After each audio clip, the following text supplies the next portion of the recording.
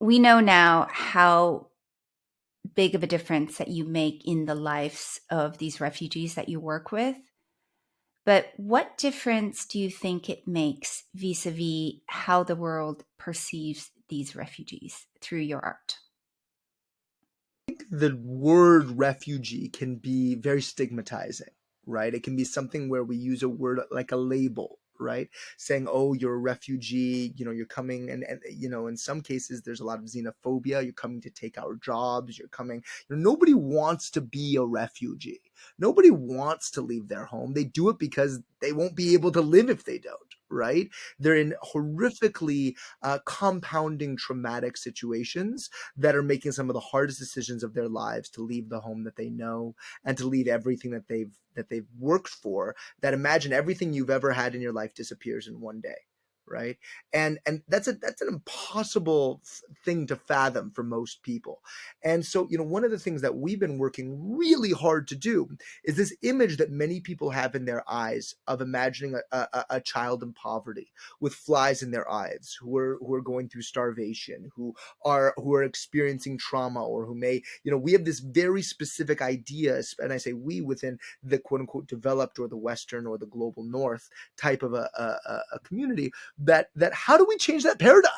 How do we look at a child who instead is covered in paint, right? Is painting and has a huge smile on their face and saying, okay, that is the best of what is possible in humanity. And that one of the things that we believe is that arts bring out the best at the worst time in people's lives, right? We know that the situation is horrifically difficult, and even more, we know there's more trauma to come, right? And I say that not in a depressing way, but in a way of saying we need to prepare for the trauma to come, whether it be about climate change and climate action, and preparing for refugees that are having to flee their homes because of the climate, whether it's man-made crises and disasters, that we're at over 103 million displaced people in the world today.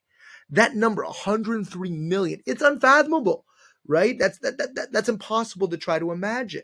And yet, when we think about just Dildar or just Samira, right, and we just think about their one story, it gives us a little insight into what's possible.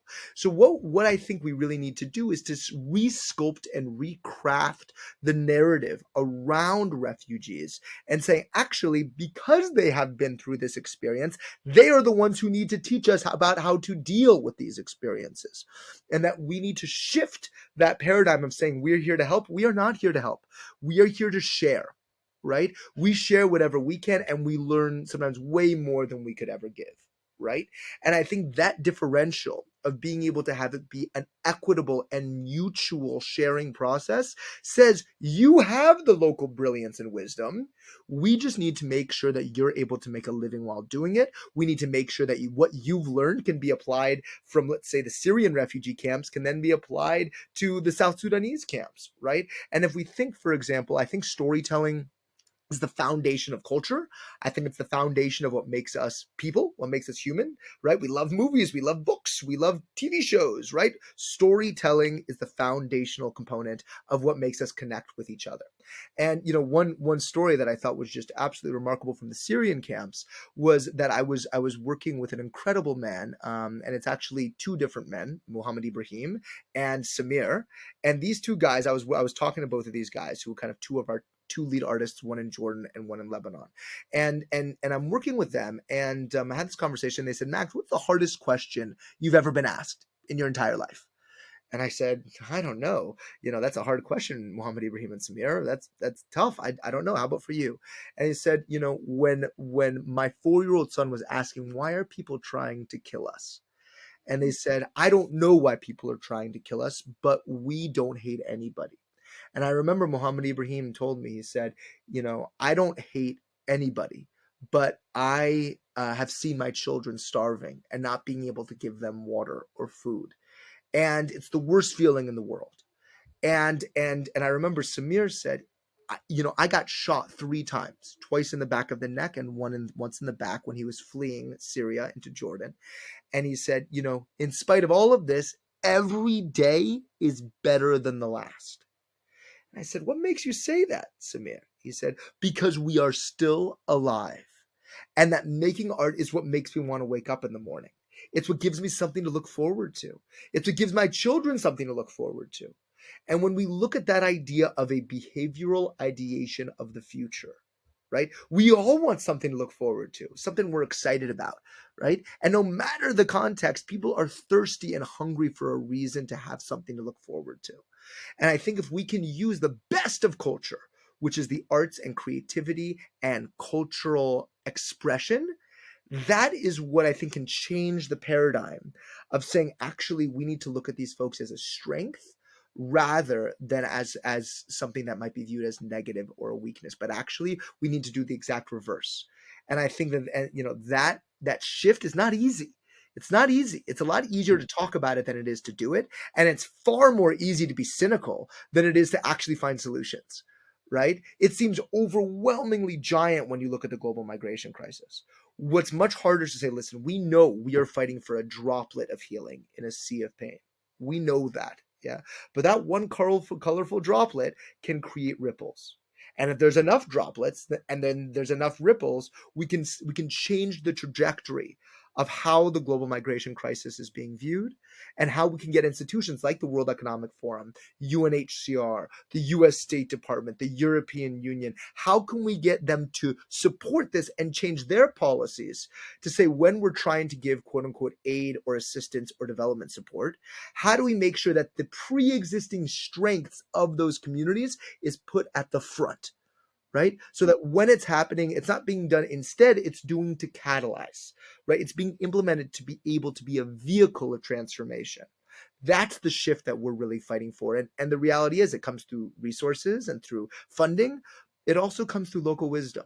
Yeah. And you need that local wisdom to be able to support every step of the process. Having raised money for startups, I would also say that fundraising is an art. It is much more of an art than science, and it's all about communicating. It's all about communicating, and it's about connecting with people, right? Your investors, your funders, and it's all about, and it's the same thing with sales, right? Like it's the same thing with sales. It's about connecting with the other person sitting across the room from you, whether you're asking for a sales contract or you're asking for their support, financial support in this case.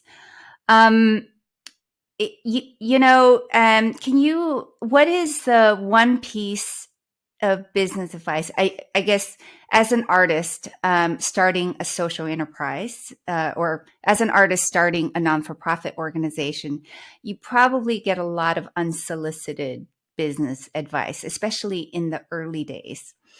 Is there one piece of business advice that you received early on that you like to share with the audience?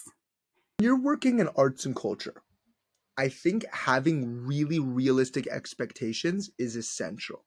That if you can have, let's say you have 4 offers, you can expect that 3 of those people who say that they love your work and are super enthusiastic aren't going to come through. If you're getting 1 out of every 4 offers, that's 25%, you're doing really good. So it's a really bizarre, or even 1 out of 10, right? I met hundreds of people at the World Economic Forum. And if we can get just a couple of really good contacts, then we're doing really well. Right? I think having realistic expectations that it's not that people are lying to you, it's just that people have their Maslow's hierarchy of needs, right? And so what we found is that having realistic expectations and that when people are enthusiastic, you give it everything you got, knowing that they may be part of the 75% that doesn't actually deliver, or they might be part of that 25% that actually does deliver. Now, when you get that 25%, you have to make it 100% of the time successful. There isn't a margin for error as there is in particularly other sectors. Arts and culture is so underfunded, so undersupported, especially when you're looking in the crisis context, where it's not even part of the conversation most of the time. We're dealing with like the most minute of the most minute of the most minute. So we're having to work really hard to find innovative ways to advocate for this work. And when you look, for example, there's something called the Global Standard for Mental Health and Psychosocial Support Pyramid. And within that pyramid, Artolution is actually classified within the second tier, which is called community and family support structures. And that's strengthening families and communities to deal with mental health concerns internally to be able to prevent the escalation of mental health concerns. Now, the reason that this matters is that by classifying ourselves in other standards that have been validated and codified by global institutions like UNHCR and the United Nations, that then allows us to say we have a role to play, not the role to play, we have a role to play. And that role is there to be able to complement what's already happening. What I think really matters is one of the best pieces of advice is if you go into it knowing that, okay, I'm going to meet hundreds of people and I'm going to follow up with 100 people, but only if you follow up with those 100 people are the 10 people who are actually going to deliver, right? You still have to contact the other 90, right? That's the way that it works. Exactly. And I think for a lot of people that's very frustrating. It's very disappointing. It can be very soul crushing for a lot of people.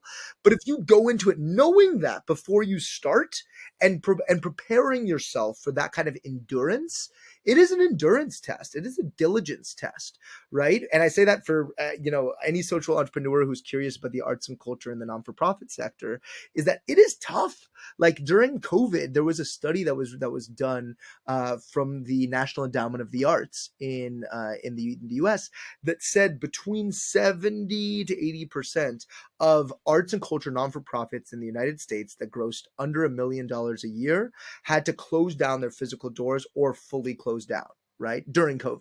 So if you were part of that 20 to 30% that survived, you had to figure something out. You may have had to change out your whole board. You may have had to lay off your staff, which are things that we had those kinds of experiences. But true resilience comes from saying, you know what? I'm going to wake up in the morning and I'm still going to push for it. Right? I'm still going to do everything I can to make sure that Dildar has that food on her table and that Dildar is able to teach Samira, who's then able to teach the children in her community. And I think for myself, and I think for our teams, keeping that at the core helps you get through some of that diligence, some of those that really hard work that can feel insurmountable. It feels too difficult. And I think that to me is key. And one thing, and then I'll. To continue listening to this episode, please visit thefounderspirit.com or search for The Founder Spirit on Apple, Spotify, or Google Podcasts. Thanks for tuning in. I'm your host, Jennifer Wu.